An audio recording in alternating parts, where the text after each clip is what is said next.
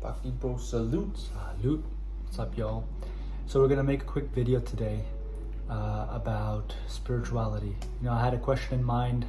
I was just gonna ask my brother Yogi here. A lot of the times I've seen amongst us young people, we sometimes enjoy taking it easy.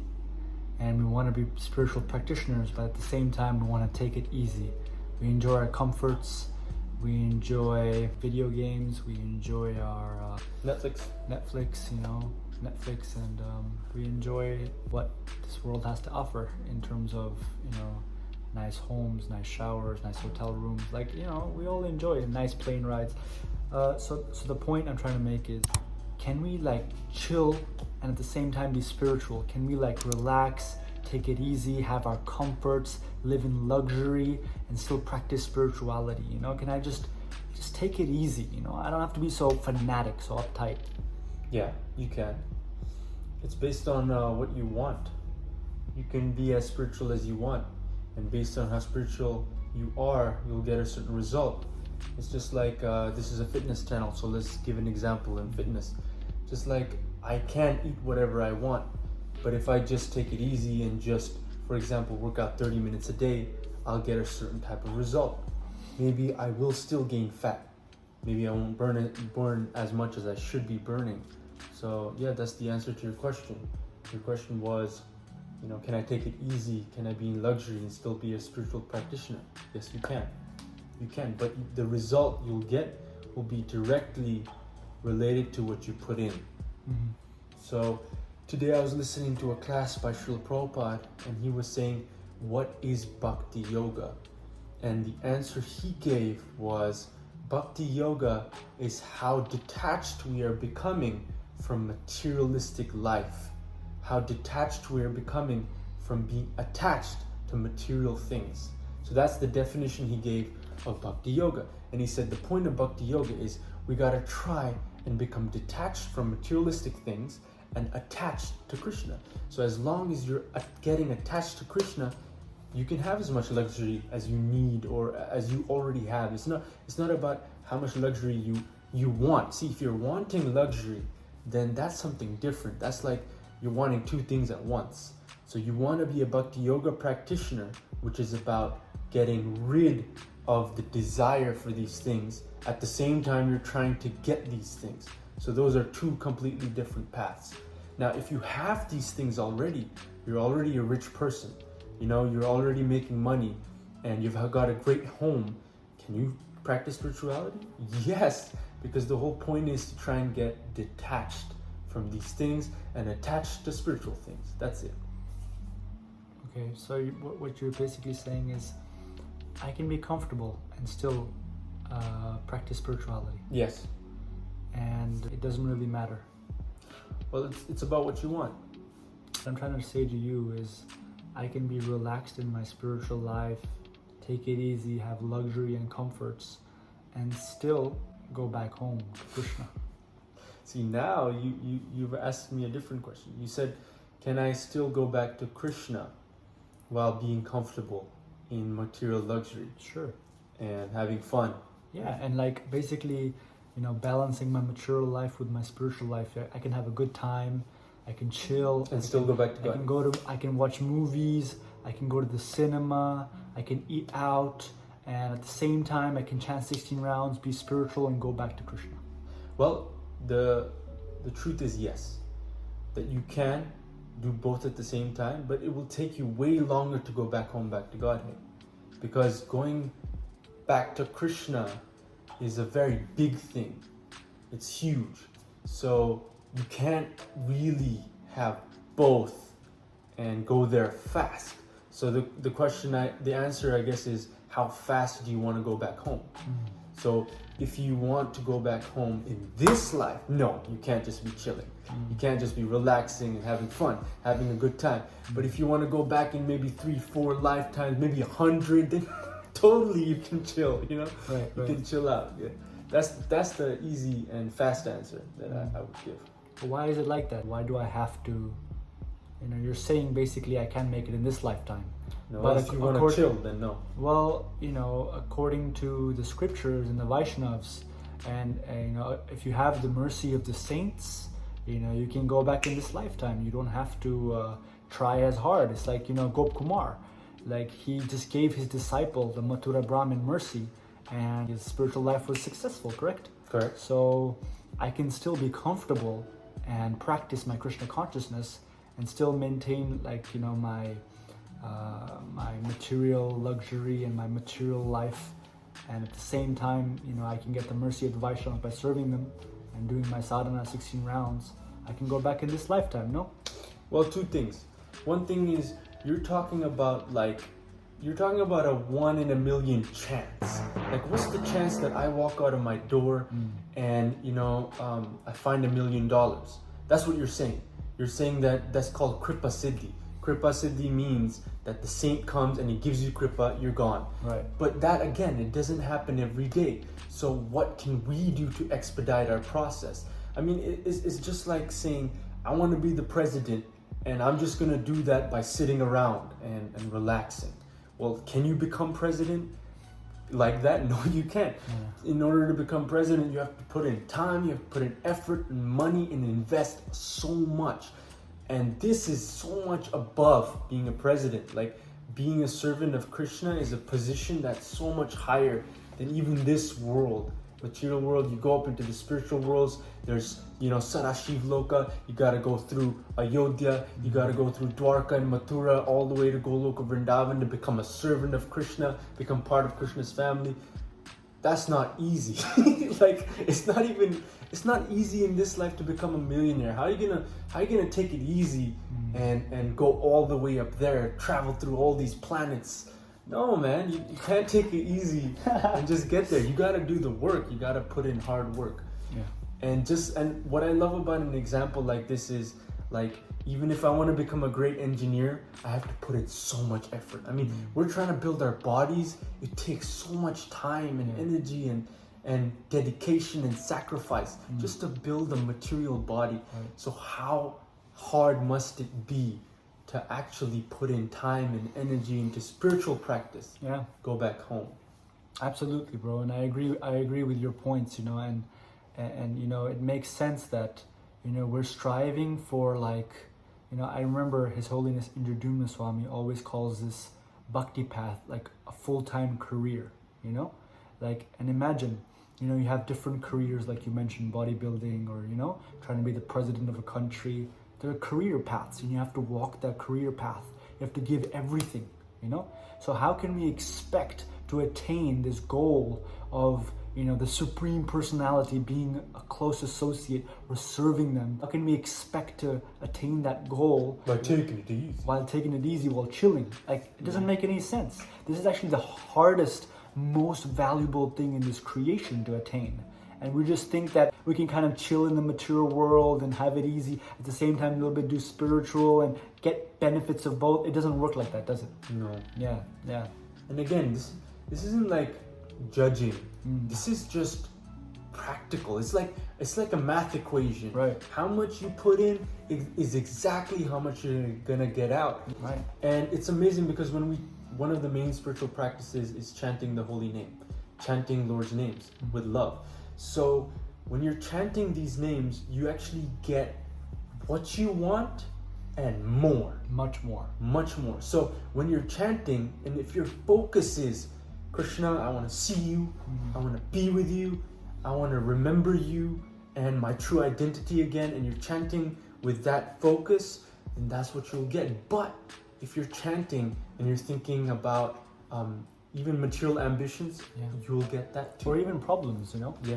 I heard a beautiful lecture of His Holiness Sachinandan Swami, and he was saying that sometimes most practitioners are always thinking, oh no, my bills, oh no, my relationship, oh no, and they're thinking about their problems the whole time. That's all they attract, you know? The sadhana is actually it's like a magnet, you know? In Chaitanya Charitamrita is described, there's the sadhana and then the sadhya. The sadhya is the goal, and sadhana is the process to achieve that goal. So you're actually doing something so powerful when you're chanting the holy names on the beads, and you know, it will propel you into the direction that you are focused on, that your mind is focused on, you know? So it's a very powerful practice that, imagine, even living beings from the higher planetary systems that are practicing this sadhana, you know? So imagine how powerful it is, and we just take it so lightly. Like what you said, that, you know, there's a process and there's a goal to achieve that process, and we have to really, whatever you put your mind to, you will propel yourself to that direction. Because we know that we're not these bodies, we're the spirit soul. So this sadhana is a way for, you know, the spirit soul to attain its goal. Cool is that, okay, we're all young, and okay, we're not at that position. The truth of the matter is we still have our attachments. Yeah. Like, I still love watching movies, I still love watching shows, and these are kind of like my bad habits or addictions. Like, I just love them. Now the question comes, okay, so we know the goal is Krishna and Krishna prema, love for Krishna and attaining the Lord, being part of his family, but how do we do that? How do we just, can we just give everything up and just chant a million rounds and read? No, we can't. You know, we're fallen into living And beings. super conditioned from lifetimes, right? Super conditioned.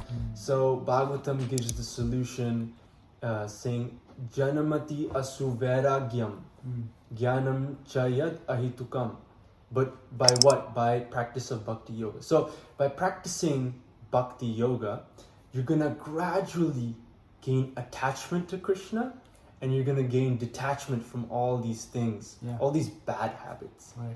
So yeah, and what is the practice of bhakti yoga? There are 9 main practices, but the main ones are hearing, chanting, remembering, reading, and just being with devotees, serving devotees. So just try those things. The more you do them with your heart, the more you will get attachment to hearing about Krishna, to thinking about Krishna and his pastimes. And the more we do that, the more it'll propel us, like my brother said, towards the real destination, the real goal. And, you know, back to the point of like, yeah, we have our attachments, we like luxury. Some devotees are, you know, blessed because of their previous karma to be super rich. And like, you know, right now we're staying in this beautiful, beautiful home of these very sweet devotees, and they work hard.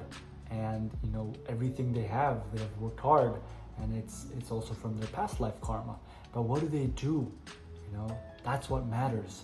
Like, whatever you have, you can use that in service of Krishna, and that will also purify you.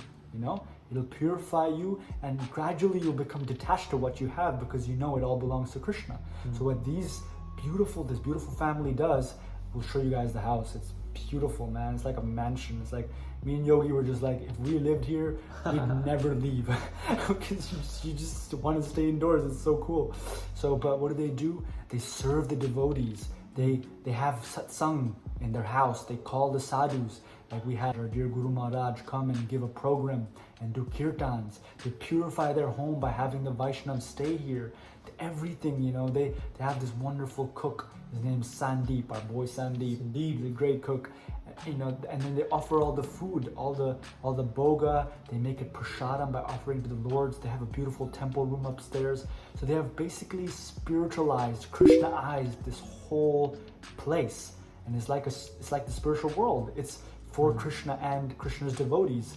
So that's the key. Like, you know, firstly, if you really want to go back home to Godhead, you know, you gotta buckle up and be serious. But that doesn't mean we have to like artificially renounce things. If you have anything you have, whatever you have gotten, you can use that in service. And that's the beauty of Krishna consciousness. Yeah. So you know, you can spiritualize what you have, use it in Krishna's service, and, you know, then gradually, the more you increase hearing and chanting, like my brother said, the more naturally you'll just want to give more to the process. You want to dive into the fire of Krishna consciousness. Then the more serious you become, the more you will give everything. You know, you won't want to chill. You won't want to take it easy while practicing spirituality. You know, like, I like chanting my rounds, but I also like sleeping. Like, naturally you want to give up sleep and wake up earlier to finish your rounds, quality rounds. You know, so, but we have to push ourselves. It's like, you know, this is a fitness channel, right? We talk about working out. You can't be doing the same thing for 5 years and expect to look different. You need to improve. You need to challenge yourself. So it works the same in spiritual life. You have to give things up. You know, there's no other way around it. You have to push your limits. You have to take the next step of faith and say, you know what, this is not good for my Krishna consciousness. I gotta start waking up earlier. Or you know what, when I'm watching these shows, my consciousness is affected. I have to give them up in order to hear maybe more lectures or be more absorbed in Harikatha. So these are the few things that we've personally noticed that we wanted to share with y'all. That yeah, Krishna consciousness is fun, but it's also serious business. You really gotta be serious about it. Otherwise, you know, what's the topic of our, what's the title of the video? Can we take it easy in spiritual life? What's the answer? Yes, but where are you gonna go? Right. Yeah. That's up to you. Yeah. I remember reading in one of Sri Ramaswamy's books, he's like, you know, you can chant Hare Krishna for 50 years and just relax and take it easy. But then when you see like your fellow friends go back to Godhead, go to Krishna's planet, and you're just ending up in, you know, Swarga Loka, you're gonna be like, oh my God, what have I done? You know, like it's a serious process, and we gotta take it seriously. You know, we're gonna leave you guys at that. Please comment down below your thoughts on spirituality and how you want to take it to the next level. What do you do in your practice? One thing he reminded me of was a verse that is kind of the peace formula. Like we want peace, we want shanti. So how do you get that? And the answer is given in a verse, and it's a beautiful Sanskrit verse. It goes, Bhoktaram yagya tapasam sarva loka maheshwaram suhirda sarva bhutanam gyatvam shanti rachate. So the person who knows this formula will always have peace, and that is that Krishna is the proprietor of everything. Everything belongs to him, even us, even this house. Everything belongs to him, and we have to use it in his service. And when we do that, we'll actually be peaceful. And like back to the topic of like wanting material things, guys, in anything you do, like if I wanted A grades in my university class, I had to study, and I was in anxiety constantly. Am I gonna get in to this university? Am I gonna get good grades? And I felt like throwing up. So in the material world, anything you want, it feels like you're always in anxiety, no peace. But in spiritual life, when you see everything as Krishna's property, Krishna is the enjoyer, Krishna is the proprietor, and you start looking at life that way, no more anxiety, because everything belongs to Krishna. You're gonna use everything in his service. You're never gonna lose anything. You're only gonna gain. And that's what we saw when we were here with this Dubai family, and how they, like, I told the Mataji whose house this is, I was like, you have a beautiful home. And she said, my home? This isn't my home. This is Krishna's home. It's called Bhakti Kutir. And it's for the service of the devotees. It's for the service of Krishna. So you, me, and everyone, we belong to Krishna. And if we serve him, we'll be happy. We'll be peaceful. Beautiful. Yeah, so to sum it up, right? The peace formula. How to be peaceful? Use everything in Krishna's service. Everything and everyone belongs to Krishna. And Krishna is everyone's well-wisher and best friend. If you remember these three things, you're always going to be happy, and you're going to be on the right track to your spiritual success. Radhe Shyam, Bhakti Bro Salute.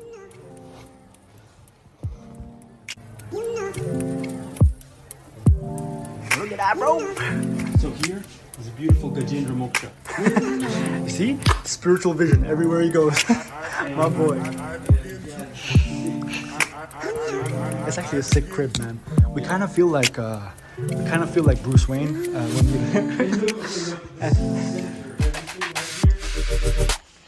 Check out the center.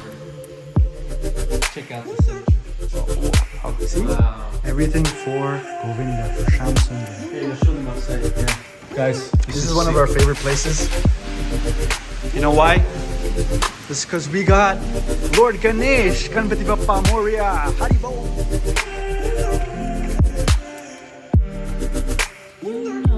Yeah, forest. And you know, every day for puja, we take Tulsi and offer it to Krishna. Yeah, for our puja, for our Giriraj and our lords. And you can see they've really spiritualized their whole home. Check this out. That's it. Bhakti Kutir. Yeah. Yeah, following Srila Prabhupada. Good. Got a nice kitchen here.